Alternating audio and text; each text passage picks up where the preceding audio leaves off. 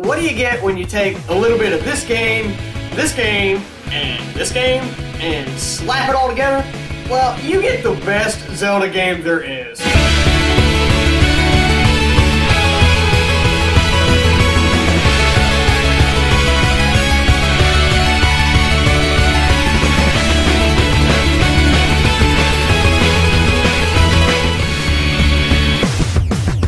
I'm sure some people would disagree and claim that Ocarina of Time is still the greatest, but personally I find it a bit overrated. It's true that it's a phenomenal game, no doubt about that, but it's not the best, or at least I don't think it's the best. Not anymore. Okay, so what's the story here? You control this guy. This is Link. He's green, and you usually save this girl. This is Zelda, and you usually save the world too with it. She's good, you like this place, so naturally you're gonna go help them both out. And to do that, you typically gotta stop this guy, or some other generic villain if they just decided, hey, we're gonna put it in this one. Usually you're told about everything right from the start of the game. You just slap it in, you turn it on, and you start saving Hyrule. Seriously. Right when you start a Zelda game, everything's pretty much thrown at you right in the beginning. Hey Link, you're the hero, now go slay evil. Oh, okay. Stealing your horse, you suck. Okay, bye! Oh, fiddlesticks. Good thing I had my orange juice. Exposition and foreshadowing. I'm sorry, what? Ha! I get it! And that formula isn't bad. It gets the important parts out of the way so you can focus on the initial task at hand. So if it's not that big of a deal, why bring it up? Well, I'm glad you asked, Lenny. Although it's not a bad thing to just throw everything out at you at once, but on the other hand, it is a bad thing because it doesn't fully immerse you into the game as much as I believe that the developers are trying to do. I mean, you're suddenly the destined hero and you gotta go save Hyrule. Don't you think that's a little bit important? And don't you think I should care that he's gotta go do that? I guess I should mention the opening cutscene before we look into anything else. So, without giving away much, it starts off as this cool little watercolor background thing in a narrative. Well, not really a narrative, but subtitles. It's the goddess in a few races against everything else. So, let's get ready to rumble! Boom! Humans get to live in the sky and the rest fight the evil. Because apparently at the time, these and these are stronger than these. Okay, moving on. Here's Link, and he's a student of the Bird Knight Academy in the floating country of Skyloft. And his best friend Zelda wakes you up by sending her bird for a breaking and entering to send some mail.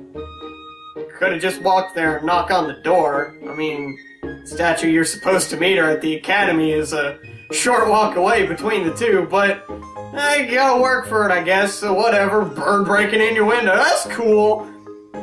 So, you go meet her, find out that you have to participate in a bird race to graduate to the next class. So, you have to go get your bird, you race, you win, some interaction goes on, and then the game really starts, because then some evil things go down after about 2 or so hours into the game. So, nutshell aside, I really love how this game starts out compared to other Zelda games. We actually get to see a little bit into Link's normal life before his destiny unfolds. Not only that, but we get to see how he and the other characters of the game interact with each other. By the way, is it just me, or does Groose remind you of Gaston?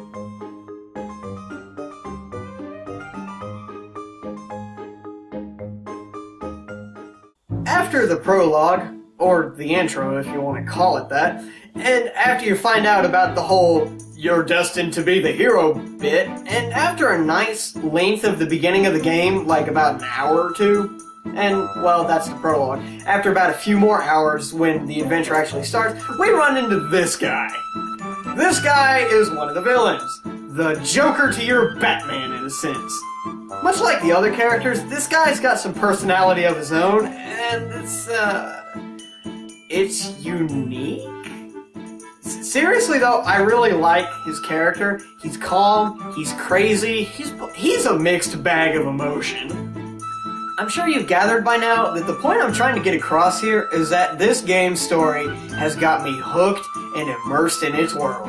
And as non-directly expressed earlier, what really got me into this game was that the characters had personality. It's just the way that everyone interacts with each other actually leads me to get enthused about the story. About going to be the hero. About going to save Zelda. Saving the world. Stopping evil. You got a destiny. You gotta go do it, man. Yeah, I really want to do it this time. I'm gonna be the hero. It's gonna be so good. There is so much more I would love to talk about the characters and the story. But I've gone on enough about this, and if I keep going, this review is going to take a whole lot longer than I'd like it to be. Let's talk about the game itself now. First, let's talk about the music. Okay, I'm going to go ahead and give you a fair bit of warning that I'm a little bit biased towards this particular segment because I'm a sucker for orchestra and orchestra-esque music, because when I hear music like that, I'm just like, oh man, so good! So, there's your warning. The music in this game is incredible. Normally, when I'm playing through a game, there's always that one track that just annoys me, and there's always that one or two music tracks that just sticks out as one of the great ones. Here, I can't find one track that bugs me. Not a single one. There's quite a few music tracks that I really enjoy, but overall, I didn't really notice it in the sense that this is background music. It complements the environment so well. And I'm getting back to the characters and story for just a little bit, but one of the big reasons that helped me get immersed into those things is because of the music. Like I said, it complements everything so well. Normally you use it only once or like a handful of times in like one dungeon, and then it sits in your bag to gather dust for the rest of the game. Not this time, though. You get a flying toy, well, you're gonna be using that the whole game. Oh, I see you got a whip. Well, get to whipping, Indy. You're gonna keep that sucker for a while. Cue the punchline!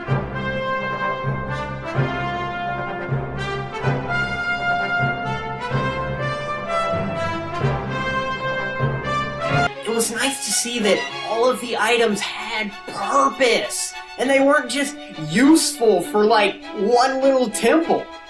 Enemies are unique, where they all have very limited ways of dealing with them.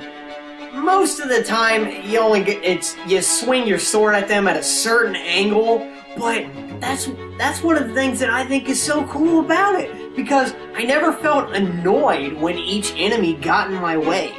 I wanted to defeat them, because I actually felt like they were keeping me from my goals.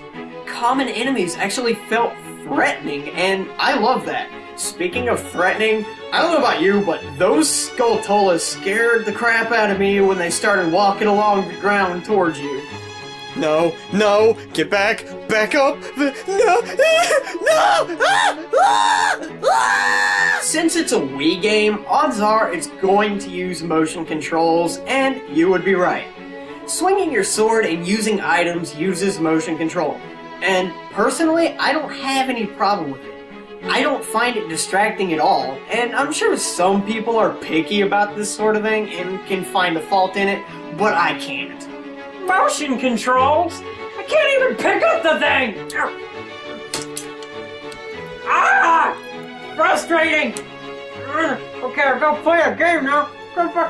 Dang it! Ah! Get this! Puzzles! You like puzzles? This game has a lot of puzzles. You finish a puzzle to get to another puzzle, and you get, guess what? More puzzles! Everything you do in this game requires thought. You need to think to beat enemies. You need to think on how to get that item, how to open that path, how to get over that ledge, how to talk to people, how to run, how to walk, how to sleep, how to breathe.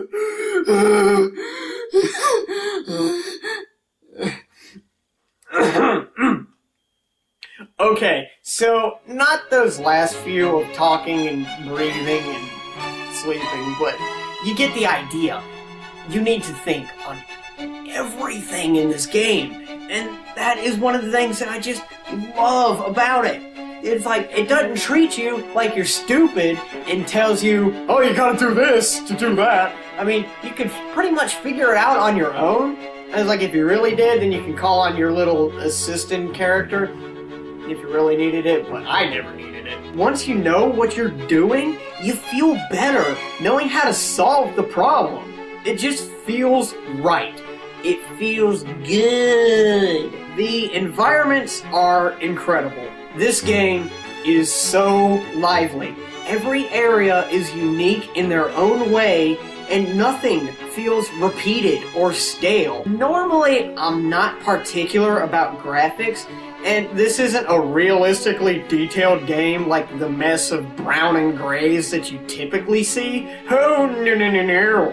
This game has color, and it makes everything beautiful. I spent a significant amount of time with this game, nitpicking it, trying to find at least one fault.